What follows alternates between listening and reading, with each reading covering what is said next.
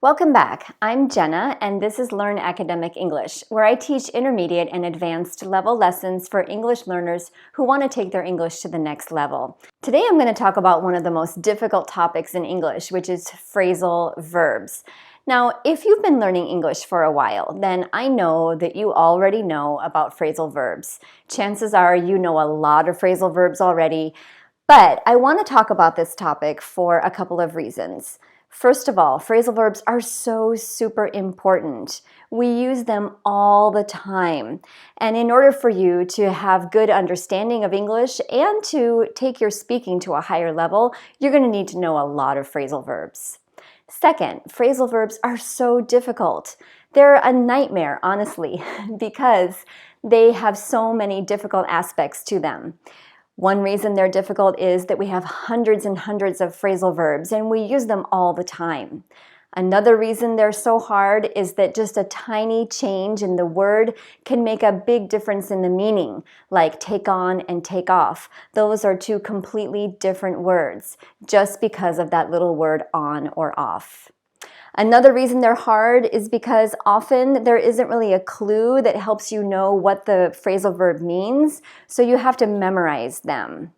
And finally, some phrasal verbs have more than one meaning. For example, take off. We're going to see later today that that has more than one meaning. So phrasal verbs are really difficult, but they are important. How can we learn phrasal verbs? My advice is to take them just pieces at a time. So you can try to Google like the most common phrasal verbs in English. Be careful because if you're learning American English, you want to focus on phrasal verbs we use in the US. Or if you're learning British English, you're going to want to look for those.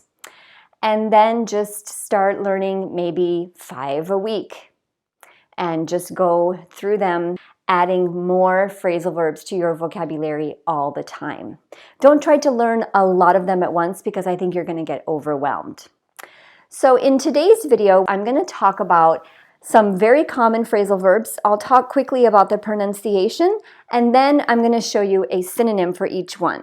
And the reason I'm doing this is that I think it's helpful for you to associate the phrasal verb with a common word, a synonym, that's the more formal meaning. So for most phrasal verbs, we have the phrasal verb, and then we have the word that is more formal. It perhaps comes from Latin. For example, we have the phrasal verb get over, get over, get over. So we have the verb get, and when we add the word over, it changes the meaning. And what does get over mean? Get over means to recover. So you can see that this is the more formal word.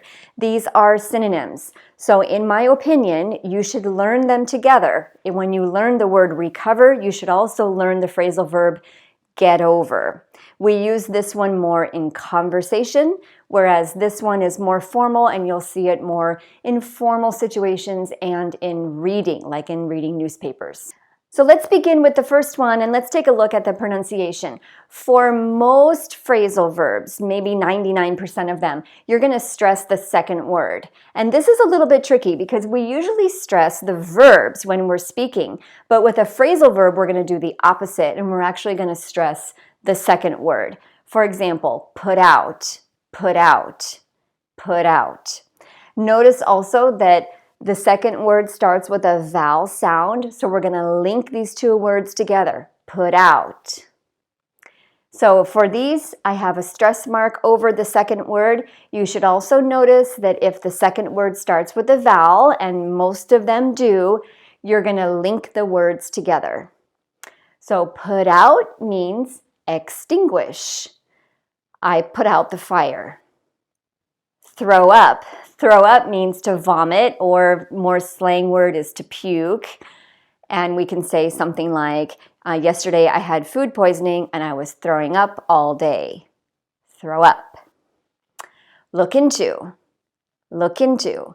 Look into means to investigate. I'm going to look into the reason for this problem. Hand out. Hand out means to distribute. I handed out the documents to the students. Hand in. Hand in means to submit.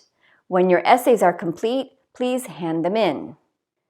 You can hear that that is an example of a separable phrasal verb. That means that we can separate the verb and the particle and put the object in the middle.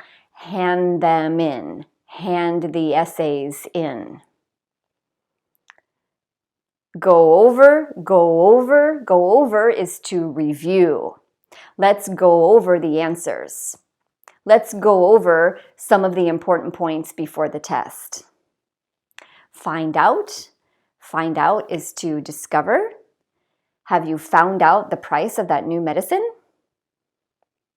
Show up. Show up is to appear. Fortunately, he showed up on time. Okay, moving to the next row, we have put off. Put off means to postpone. Unfortunately, we had to put off the meeting because some members could not make it. Take off. Take off has two different meanings. Take off can mean to remove, and take off can also mean to leave. Let's look at the first one. Take off. I can't seem to take off this nail polish. Or leave. I'm going to take off now. Call off. Call off means to cancel. We had to call off the meeting because not enough people could come. Make up. Make up is to invent, but it's not to invent a thing. It's more like to invent a story. For example, if you don't know what to say in your essay, you can make up a story. I don't have it written here, but make up also has a second meaning, which means to do something late. I couldn't turn in the essay on time. Can I please make it up? Pick up. Pick up. Pick up means to lift something or to give someone a ride. Could you please pick that up for me? Or my car broke down. Can you pick me up? Throw away. Throw away means to discard. I have so many extra things. I'm going to throw them away. Take out. Take out means to omit. You have a lot of extra words here. You should take some out. And count on. Now notice that count on, we actually stress the verb count. So instead of stressing the particle, we actually stress count. And count on means to depend or rely. He's very dependable. You can count on him. So I would love to hear from you. Let me know about these phrasal verbs. Are any of them new for you? And what are your tips for learning phrasal verbs? Finally, let me know if you would like me to make more videos about phrasal verbs. And please don't forget to give this video a like, leave a comment, and subscribe if you found it helpful. Thank you so much, and I'll see you again soon. Take care.